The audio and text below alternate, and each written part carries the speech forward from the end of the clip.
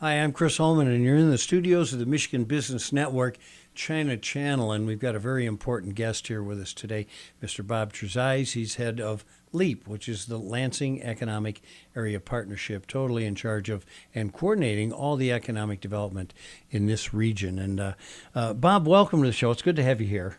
Thanks a lot, Chris. As usual, it's great to talk business and creating prosperity. It absolutely, and that's what we're all trying to do, as Yes. a matter of fact. If we could, let's go to the personal side first. Tell me a little bit about yourself, kind of your professional development, and how you reached this level of success. I grew up right here in the city of Lansing and went to the Lansing Public Schools, went to Michigan State University, got my graduate degree from Western Michigan University, and then I went back and started at the bottom again, Chris. I started out with internships and apprenticeships in economic development. I wanted to help people become more wealthy and prosperous and healthy, and I wanted our community to do the same. So I started out in a small township economic development program, and someone thought I did a good job there after 5 years, and I was hired by the Lansing Chamber to be their vice president of business attraction, traveling around the world and attracting business right here to Lansing, Michigan. And then I was hired by the state, the Michigan Economic Development Corporation, to run a variety of job creating programs for the entire state, from Detroit to everywhere across the state. And then I was hired here by Mayor Verge Bonero from the capital city of Michigan, Lansing, Michigan. And for the last 12 years, I've been working on building a great city for us with billions of dollars of investment and literally thousands of jobs, over 10,000 jobs created in our beautiful city. And then the last 5 years, as part of that, running the City of Lansing Economic Development, I have been president and CEO, and currently still am, of the Lansing Economic Area Partnership, which is a big region here in the capital city area of the state of Michigan. And again, our job is to attract business, attract friends, and have our business sell products overseas as well, and work on entrepreneurial issues. And we run, by the way, a great EB5 program, which is one of the great programs to attract foreign investment and create jobs right here in Lansing, Michigan. Well, you do a tremendous job. It's all about the prosperity of the mid-Michigan region. And Bob, it's so good of you to set time aside to come down here. Let me bring in now the correspondent for Michigan Business Network's Chinese channel, Jing Tong. And Jing has a few questions for you. Hi, Jing. Hi, Rob. Nice to meet you, Mr. Nice. Bob Trezise. Yeah, that's right. Yeah, and you just tell us about something about the education part of yourself. Can you give us more detailed things about that? And how does that affect the translating to your success in your career? Right. Well, I would say a big part of my education was growing up and attending the Lansing Public Schools, which was a very diverse set of circumstances where a wide variety of people are participating in those schools. And honestly, I believe that played a huge role in my education. Of course, the schools themselves were excellent here in our city, so I got a good education. Maybe I was better at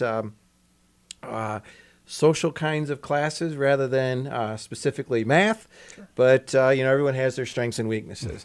I was okay at that, by the way. And then I went on to Michigan State University. My major was justice, morality, and constitutional democracy, and that can be used for law or economics or politics or all of the above. And that translated into economic development. How do we build a better community? How do we do it politically? How do we do it socially? How do we bring people in business together so we can grow together? I got my master's degree in public administration so I could understand government even better. And that all added up to starting out, again, as I said, back kind of toward the beginning, starting on the first floor of an internship with Delta Township Government Unit here in the capital city area of Michigan, Lansing, and just worked my way up it's been every 5 years, basically. Worked hard at a job and enjoyed it, and people seemed to think I was doing a good job, and lo and behold, someone would offer a job at that next level. And that's how almost 25 years now I've worked on. So the times have changed. This is my, I think, fifth job. I think it's the way life is now. It's every 3 to 5 years you switch. And, at least here in America, before you got a job 30 years, that was it. And I think life has really changed now. We're all mobile. and we're moving around the world, including me being able to visit China and learn a lot in China, by the way. Of course. Oh, thank you. And this next question might be, what would your advice about the incoming Chinese students as far as they choosing and picking the university in U.S.? What's your advice? Yeah, well, I think one of the factors you want to be in a capital city. Okay. And the capital city of Michigan is the hub of government and power. Can I be blunt like that and say it? A huge industry around it. I think that's the number one reason. The number two reason is we are a unique and huge portal to the world right here in Lansing, Michigan, and that is called Michigan State University. And this is one of the most significant universities in the world in agricultural development, but it also is the number one ranked nuclear physics program in America. It's one spot ranked ahead of MIT. And typically people think MIT is the top nuclear physics program in the world, but Michigan State University here is right here. Also, Lansing Community College is recently ranked as the number one community college in the state of Michigan, and that's right here as well in downtown Lansing, Michigan. We also are building the second greatest human machine in the world. So there's the particle accelerator called the CERN that I think everybody has heard of. And then there's the FRIB, which is Facility for Rare Isotope Beams. And this is a $730 million project that's halfway completed now, construction. It's an 8-year construction process. It was the largest concrete pour in the state of Michigan history 8 months ago. And this is an amazing particle accelerator machine, and we are commercializing new business and business start-off that will basically work with lasers, medical treatments, testing weaknesses in pipes below ground, and container reviews and everything else. It's absolutely amazing. We've got many private businesses now that have either started or moved here from San Francisco that are part of our taking advantage of these nuclear machines and nuclear talent that is here in our region. Thirdly is our diversity. Lansing, Michigan is the most welcoming, peaceful, inviting, inclusive people environment that anyone from around the world will ever experience. We speak 60 languages. We're the 20th largest Chinese population in America. We're the 4th largest refugee center in America. Our community is completely diverse and welcomes the diversity. We are everyone says it all the time, the most friendly people that you could possibly meet anywhere in the world. So Capital City, Michigan State University, and the diversity and welcome culture of our community and Lansing Community College are, to me, the reasons why everyone in China should feel most welcome to come and make a little money and gain a little knowledge and make a lot of friends. It's here in Lansing, Michigan. Thank you, Bob. Appreciate for that. It's a really detailed introduction for all of that. But the thing, I think most of the Chinese students who applying for the university here wants to know more about that. What kind of things or sorts of parts that the admission requires the most when they value the candidates for all these students who want to apply for the universities and colleges? What are you thinking about what value, what things they value most for them, for the admissions? As far as the actual schooling goes, the academic requirements? Yes. Yeah. Well, I think, we have high standards, academic standards, but we have a variety of different places for entry. And Michigan State University and Lansing Community College, by the way, both understand that maybe someone isn't completely, maybe isn't very good at English. Let's be blunt about it. But that both schools have excellent ways of integrating people who don't speak English well, who will function perfectly fine, though, in the classrooms, as an example. And there are tests to get in, and there are different procedures.